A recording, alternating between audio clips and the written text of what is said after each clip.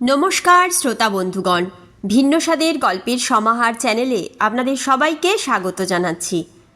আজকে লেখক উল্লাস মল্লিকের লেখা একটি মজার হাসির গল্প নিয়ে চলে এসেছি। আজকে যেই গল্পটি আপনাদের সামনে পাঠ করব, গল্পটির নাম দিন তো গেল সন্ধে হলো। ছোট্ট একটি হাসির গল্প। আশা করছি গল্পটি আপনাদের বেশ ভালো লাগবে। গল্প পাঠ ভালো লাগলে গল্পের শেষে একটা লাইক করে দেবেন। আমার চ্যানেলটিকে সাবস্ক্রাইব করে আমার পাশে থাকবেন। তো চলুন শুরু করে দেওয়া যাক আজকের গল্প, দিন তো গেল সন্ধে হলো।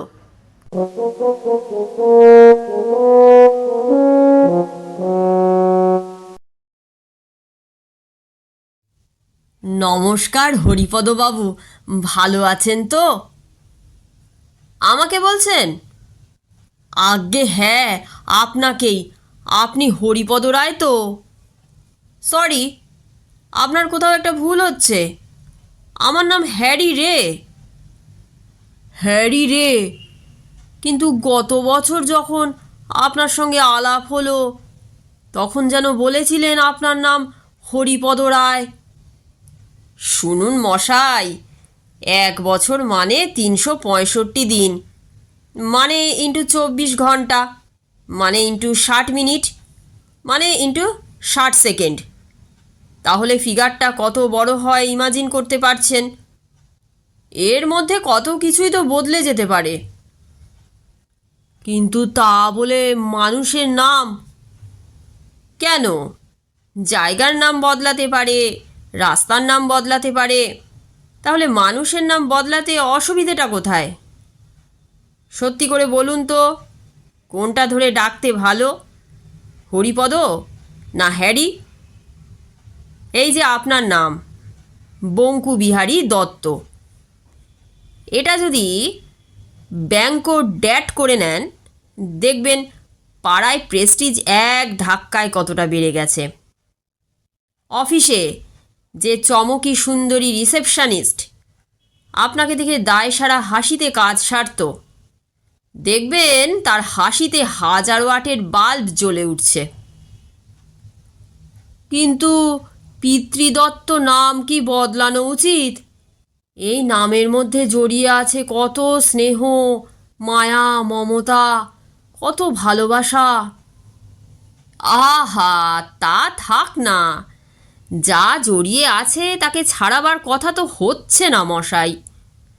বরং মায়া, ভালোবাসা, মমতা আর কি কি সব বললেন যেন, সব কিছু প্যাকেটে মুড়ে বাক্সবন্দি করে রাখুন, যেমন আপনার মার্কশিট, সার্টিফিকেট আছে। কিন্তু সোসাইটিতে মডার্ন নামটা চালু করুন। যেমন ধরুন আপনার মিসেসকে আপনার মা বিয়ের সময় নিশ্চয়ই কিছু গয়না দিয়েছিলেন, ভারী ভারী গয়না, বাউটি, সীতাহার, চন্দ্রহার, এইসব। সেসব কি মিসেস পড়েন মশাই? সেসব তো জমা আছে ব্যাংকের ভল্টে। রোজ দিন ব্যবহারের জন্যে নিশ্চয়ই শৌখিন হাল ফ্যাশনের অর্নামেন্টস ব্যবহার করেন। এ অনেকটা সেরকম, পুরনোটা ভল্টে থাকবে আর নতুনটা ডেইলি ইউজ। কিন্তু হরিপদবাবু, সরি মিস্টার হ্যারি, এইসব নামের মধ্যে বাঙালিত্বের বড় অভাব। এমনিতেই বাঙালির সংস্কৃতি, বাংলার যা কিছু অতীত গৌরব, যা কিছু মহান ঐতিহ্য, সব কিছু কেমন ধীরে ধীরে হারিয়ে যাচ্ছে। ধোর মশাই, হারাবে কেন? এ কি ন্যাদোষ মাছ নাকি? কমতে কমতে একেবারে বিলুপ্তির পথে। বেঙ্গলি কালচার মশাই আমাদের ব্লাডে, কিছুতেই মরতে দেব না তাকে, যে কোনো প্রাইসে আমরা ধরে রাখব। কিন্তু চারদিকে দিন দিন যা দেখছি, এই ধরুন না 1 জানুয়ারি নিয়ে কত মাতামাতি, SMS, গ্রিটিংস, শুভেচ্ছা, আলো বাজি, খানাপিনা, কিন্তু পয়লা বৈশাখে তার সিকির সিকিরও নয়, কেমন যেন একটা দুয়োরানির দশা। দেখুন মশাই, জানুয়ারিটারির দিকে আজকাল আমরা একটু নজর দিয়েছি ঠিকই, কারণ যুগের দাবি বলে একটা কথা আছে। আমরা যে হুড়ুম দুরুম করে গ্লোবাল হয়ে যাচ্ছি সেটা তো আপনি ডিনাই করতে পারবেন না। তাই ওটুকু না করলে 5 জন গাঁইয়া বলবে। গাঁইয়াদের কিন্তু এক শ্রেণীর মানুষ কুষ্ঠরোগীর চেয়েও বেশি ঘেন্না করে। তবে আমরা পয়লা বৈশাখেও ইকুয়াল আছি। ওদিন পাজামা পাঞ্জাবি পরি, সকালে উঠে মাইকে এসো হে বৈশাখ কানে এলে গুনগুন করে উঠি। বৃহস্পতিবার না হলে দুপুরে মাটন হয়, তারপর সন্ধেবেলা বন্ধু বান্ধব জুটে ওই আর কি 2-1 পেগ। এবং আপনি জেনে রাখুন, ওদিন no soda, no cold drinks. বাংলাকে রেসপেক্ট দিতে ডাবের জলে মেশানো হয়, আর প্রত্যেক গ্লাসে প্রতীকস্বরূপ 1 ফোঁটা করে বাংলা। ও হ্যাঁ, আর একটা কথা, সেদিন সবাইকে সুপ্রভাত, নো গুড মর্নিং। এরপরও আপনি বলবেন, আচ্ছা হ্যারিবাবু, ধরুন যদি সুপ্রভাতটাই বছরভর চালু থাকে, ক্ষতি কী? সারা বছর সুপ্রভাত? না মশাই, ব্যাপারটা বেশ চাপের হয়ে যাবে। ফ্র্যাঙ্কলি স্পিকিং, বলার পর নিজের কানেই কেমন বেখাপ্পা লাগে। তারপর 2-1 বার অসাবধানে সন্ধি হয়ে গুপ্রভাত বেরিয়ে যায়। আচ্ছা সত্যি করে বলুন তো, কোনটা শুনতে সুইট? গুড মর্নিং এর মধ্যে কেমন একটা সুরেলা ঝংকার আছে, টেনে টেনে বললে কি সুইট শোনায়। তার পাশে সুপ্রভাত কেমন যেন পান্তা ভাত মতো। আচ্ছা সে নয় গেল, কিন্তু এই যে ছেলেপুলের জন্মদিনে কেক কাটা কেন? আমাদের তো কী সুন্দর প্রথা আছে, প্রদীপ জ্বালিয়ে কপালে চন্দনের ফোঁটা দিয়ে মা শাঁখে ফু দেবে। দেখুন, ছেলের জন্মদিনে ইনভাইটি কারা সেটা তো আগে দেখতে হবে। বেশিরভাগই ছেলের বন্ধুবান্ধব আর তাদের বাবা মা। তারা সব ঝকঝকে গাড়ি করে আসে, চোস্ত ইংরেজি বলে, আড্ডা দিতে দিতে আমেরিকার পলিটিক্যাল ক্রাইসিস নিয়ে আলোচনা করে। তাদের জামবাটি ভর্তি পায়েস খাওয়াবো? বলবে কি মশাই, বলবে রনিতের বাবাটা আনকালচার্ড, সোসাইটিতে মেশার যোগ্য নয়। সেই এফেক্টটা ছেলের ওপর পড়বে। বন্ধুরা খেলায় নেবে না, কামাই করলে হোম ট্যাক্স দেখিয়ে দেবে না। ছেলেকে ইংলিশ মিডিয়ামেই বা দিলেন কেন? বলেন কি মশাই, ছেলেকে বাংলা মিডিয়ামে দেওয়া আর আঁতুড়ে ছেলের মুখে নুন গুজে দেওয়া মোর অর লেস সেম জিনিস। দ্য ডেজ আর কামিং যখন ইংরেজি ছাড়া ভুবন অন্ধকার।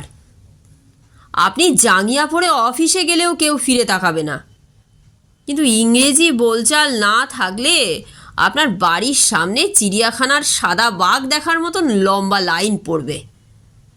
ইংরেজি না জানলে বাজারে চুনো মাছ পর্যন্ত কিনতে সমস্যায় পড়ে যাবেন মশাই। দেখবেন কাজের মাসির ইন্টারভিউটাও নিতে হচ্ছে ইংরেজিতে। কিন্তু দেখুন, বাংলা মিডিয়ামে পড়েও তো দিব্যি ইংরেজি শেখা যায়। আমাদের বাপ জ্যাঠারা তো তাই শিখেছেন, সমস্যা তো কিছু হয়নি। আপনি দাদা একটু সিনিক টাইপের আছেন, সব কিছুতেই খুঁতখুত করা স্বভাব। তখন ইংলিশ মিডিয়াম কটা ছিল বলুন? থাকলে কি হতো অনলি গড নোজ। কে বলতে পারে? জিনিসটা ইজিলি অ্যাভেলেবেল হলে আমাদের বাপ জ্যাঠারা টাই ঝুলিয়ে জুতো মোজা পরে তাদের বাপ মাকে টাটা করে স্কুল গাড়িতে উঠতো না। আপনি যে স্পিডে পিছিয়ে যাচ্ছেন, ভয় হচ্ছে এরপর পালকি খড়মের জন্য সওয়াল করবেন। সমস্যা কি জানেন হ্যারিবাবু, ইংলিশ মিডিয়ামে পড়লে দেখেছি ইংরেজির থেকে বদগুণগুলো বেশি রপ্ত করে। কথায় কথায় বিরক্ত হলে শিট। কি মুশকিল মশাই, সব কথা কি অত ধরতে আছে? এই যে কত আইএসআই মার্কা বাঙালি কথায় কথায় শালা আওড়ায়, তার মানে কি বোনের গলায় মালা দিতে ছুটছে? সবই ঠিক, কিন্তু কোথায় যেন মনটা একটু খচখচ করে।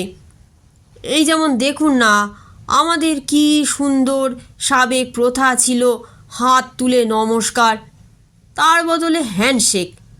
কোথায় যেন মেনে নিতে কষ্ট হয়। তাহলে বলি মশাই, আপনি মনটাকে একটু বড় করুন। একজন এগিয়ে গিয়ে আর একজনের হাত ধরছে, ধরে ঝাঁকিয়ে দিচ্ছে। এ তো মশাই আরও আন্তরিক একটা ব্যাপার। কত আপন করে নেওয়া মানুষকে, তার সঙ্গে ফাও পাচ্ছেন হাত আর কাঁধের এক্সারসাইজ। জীবনে কোনো দিন ফ্রোজেন শোল্ডার হবে না।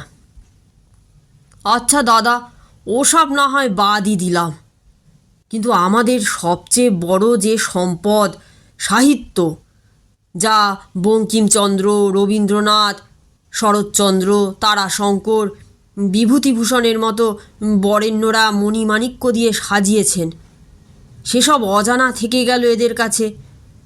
বড় হতভাগা মনে হয় এদের।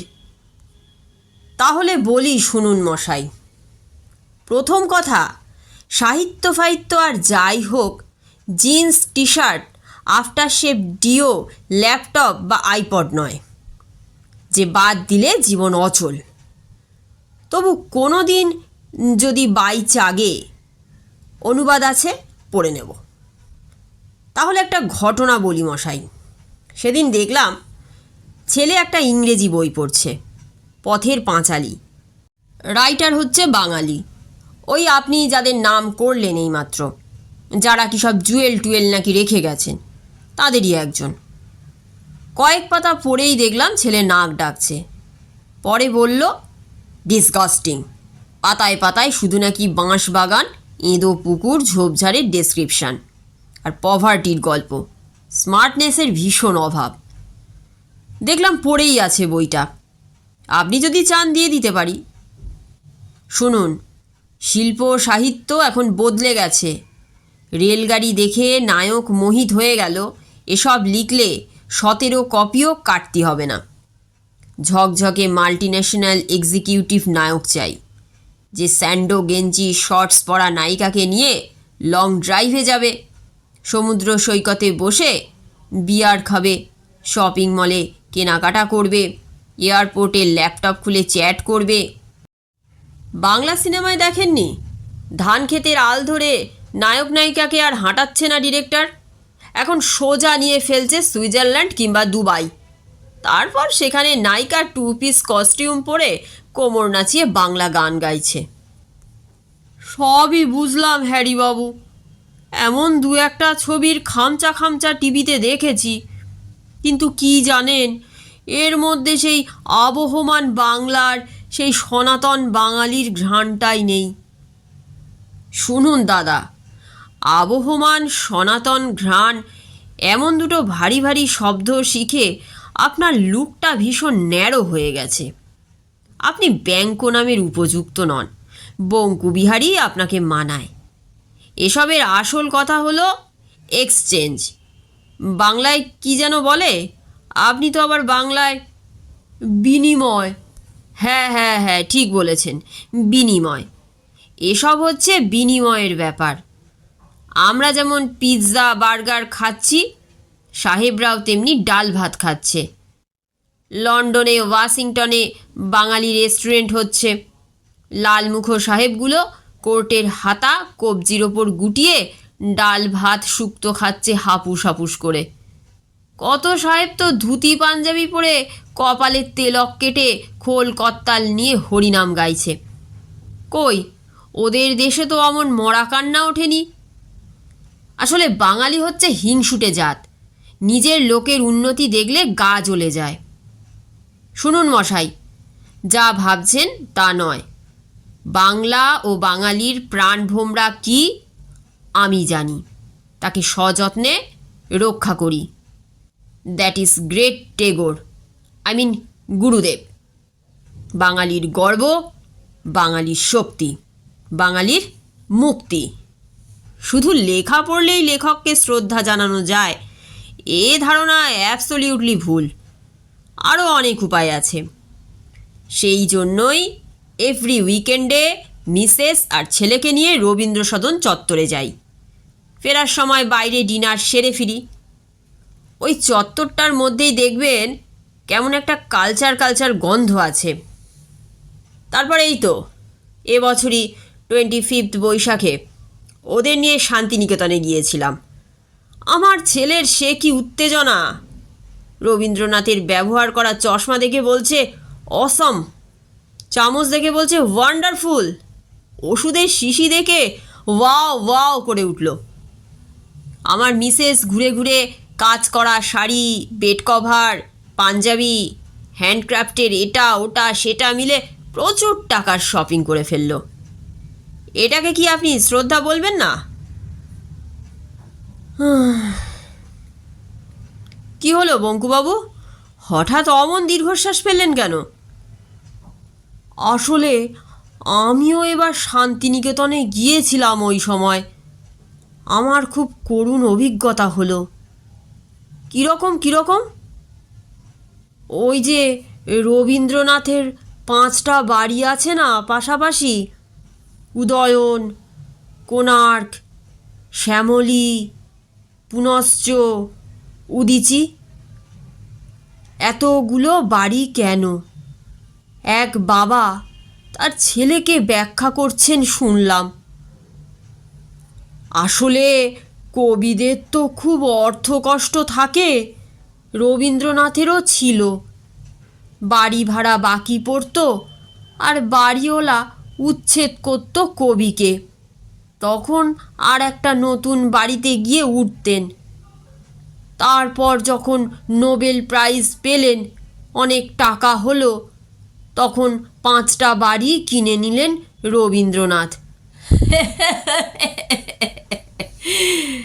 তাই নাকি? আপনি শুনলেন? একদম নিজের কানে শুনলাম হ্যারিবাবু। এবং আশ্চর্য কি জানেন, সেই লোকটাকে একদম আপনার মতো দেখতে। আমার মতো? বলেন কি? তা হতেই পারে, কত মানুষকেই তো আমার মতো দেখতে, কিন্তু তারা কি আমার মতো কালচার্ড হতে পারবে? কালচার একটা অন্য ব্যাপার, সবার দ্বারা হয় না। মশাই কি গান গাইছেন গুনগুন করে? আগে হ্যাঁ। কি গান? টেগোরস সং নিশ্চয়ই। গান গান, জোরে গান, আমিও গলা মেলাই। ঠিক আছে, শুরু করুন। হ্যারি দিন তো গেল, সন্ধে হলো, পার করো আমারে।